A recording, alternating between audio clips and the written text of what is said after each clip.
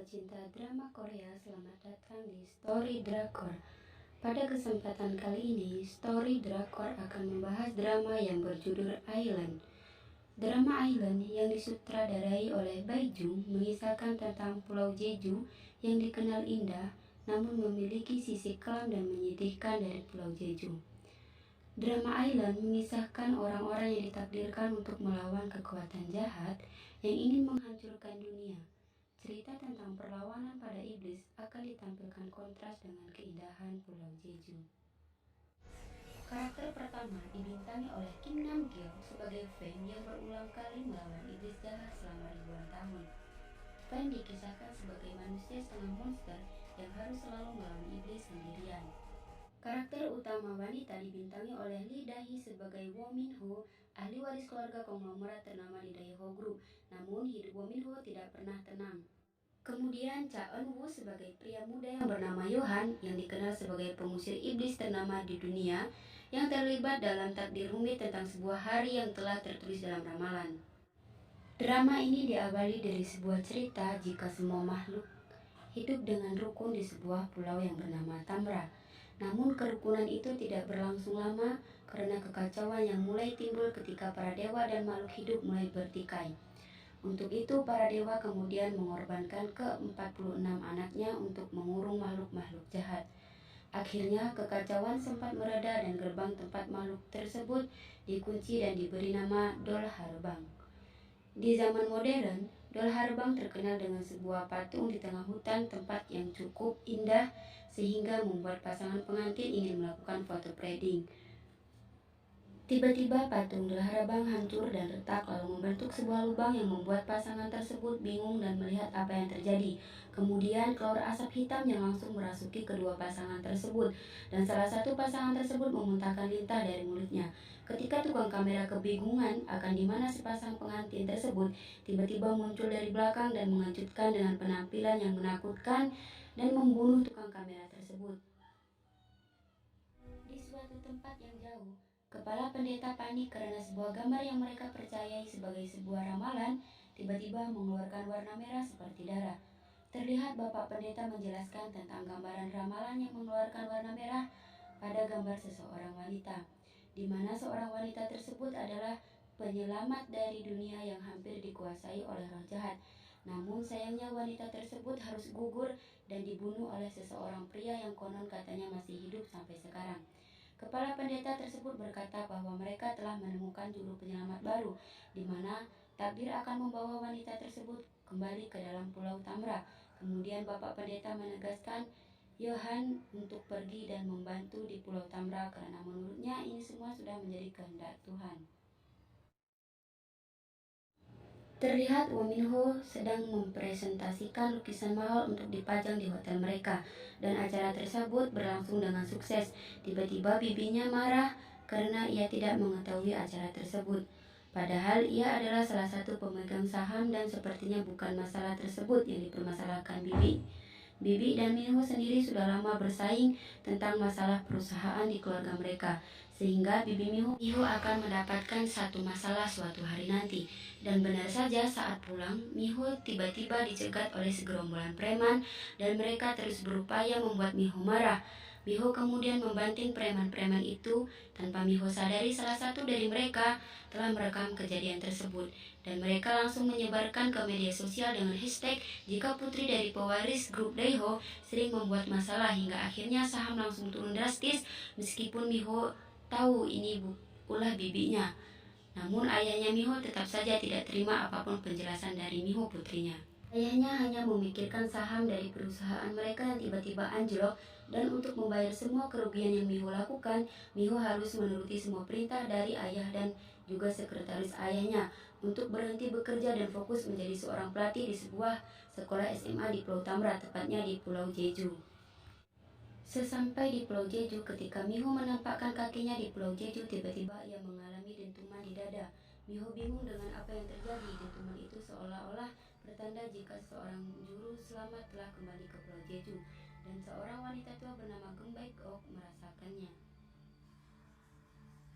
Ketika Minho mencari mobilnya di parkiran, ia melihat seorang pengantin wanita yang mencium keberadaan juru selamat yaitu Minho. Miho terkejut dengan keberadaan monster pengantin tersebut. Tiba-tiba monster itu langsung mengejar Miho sampai ke bawah parkiran. Miho dan monster wanita itu melakukan petak umpet dan akhirnya Miho kelihatan oleh monster wanita tersebut dan melakukan kejar-kejaran kembali.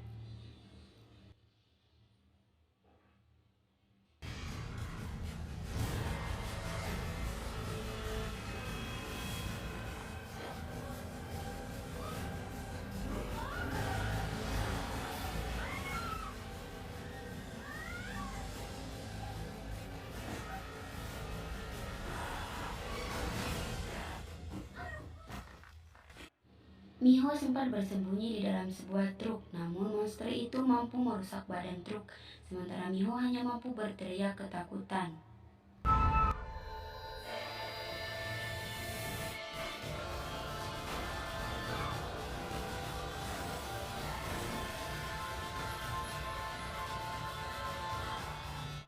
Tiba-tiba Fan muncul dengan cepat. Dengan kekuatannya, Fan mampu dengan mudah mengalahkan monster pengantin itu. Dari dalam truk, Miho sempat melihat adegan perkelahian itu. Namun, ketika Fan mencoba mengeluarkan Miho dari dalam truk, Miho mendapat dentuman keras lagi di dadanya, sehingga akhirnya Miho pingsan. Miho terbangun di dalam rumah di mana rumah tersebut akan menjadi tempat tinggalnya di Pulau Jeju. Anehnya, ketika Miho bertanya kepada paman dan sekretarisnya apa yang terjadi, sekretaris dan pamannya tidak mengetahui apa yang terjadi. Ternyata wanita tua bernama Gen Baekju adalah orang yang telah mengenal lama Fan. Mereka akhirnya mengetahui jika wanita juru selamat telah kembali ke pulau dan saat ini sang juru selamat telah diincar oleh iblis nafsu. Fan agak khawatir dengan kedatangan si juru penyelamat yang tidak lain adalah Miho, apalagi diketahui Miho tidak mengenal Fan. Pada zaman dulu di Pulau Jeju kuno, sebuah desa tengah hancur akibat serangan dari iblis nafsu. Namun ternyata di sana ada seorang bocah laki-laki satu-satunya yang selamat dari insiden tersebut dan ia bernama Fan. Kepala Jungreon berniat untuk menjadikan Fan sebagai seorang pembasmi iblis. Namun hal tersebut sempat ditolak oleh Gen Baekju. Hal tersebut karena menurutnya sudah terlalu banyak anak-anak yang mereka usahakan menjadi pembasmi iblis, namun akhirnya mereka semua tewas. Kepala Jungreon tidak bisa tidak melakukan hal ini karena tidak ada yang bisa mereka lakukan untuk melawan iblis nafsu yang semakin lama semakin kuat, sementara perisai pelindung tidak bisa bertahan lama lagi. Kepala Jungreon menjelaskan jika mereka semua akan dijadikan seorang pembasmi iblis. Darah yang mengalir dari jantung iblis itu ditampung dan dimasukkan ke dalam tubuh anak-anak, termasuk Fan. Akhirnya mereka memiliki darah dari iblis dan menjadikan mereka semua manusia abadi.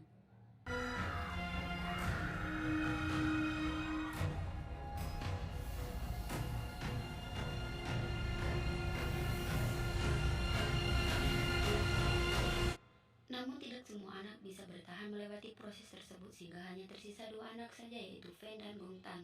Fan dan Gongtan dilatih untuk kuat saat berlatih mereka bertemu dengan seorang gadis cantik bernama Won Jung. Sementara itu Miho sudah masuk ke dalam sekolah SMA Tamra. Ia bertemu dengan kepala sekolah tersebut dan kepala sekolah merasa senang. Di sekolah Miho merasa senang karena bertemu dengan temannya Han Sojin yang juga mengajar di sekolah SMA Tamra. Setelah dari sekolah, mereka berdua berjanji untuk bertemu di sebuah kafe.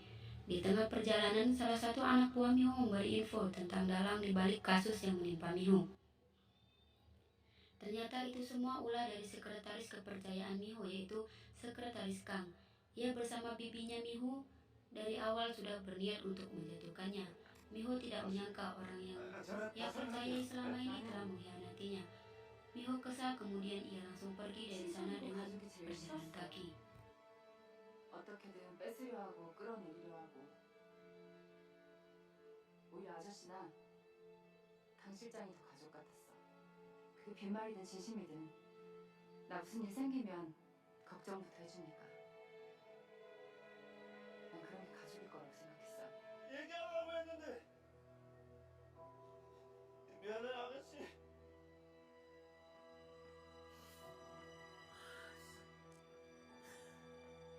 눈물까지 있는 거 지랄이야.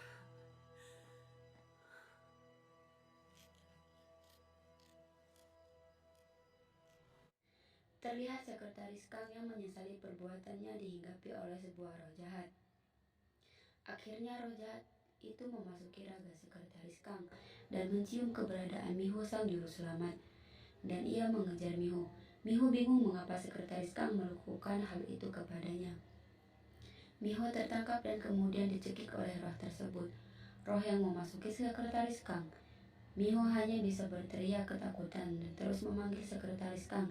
Namun jelas itu bukan sekretarisnya, melainkan iblis nafsu. Kemudian Fen langsung datang dan kemudian langsung memotong pergelangan tangan iblis tersebut hingga terputus, dan kemudian Miho terkejut dengan kedatangan Fen yang selalu ada saat mengalami masalah.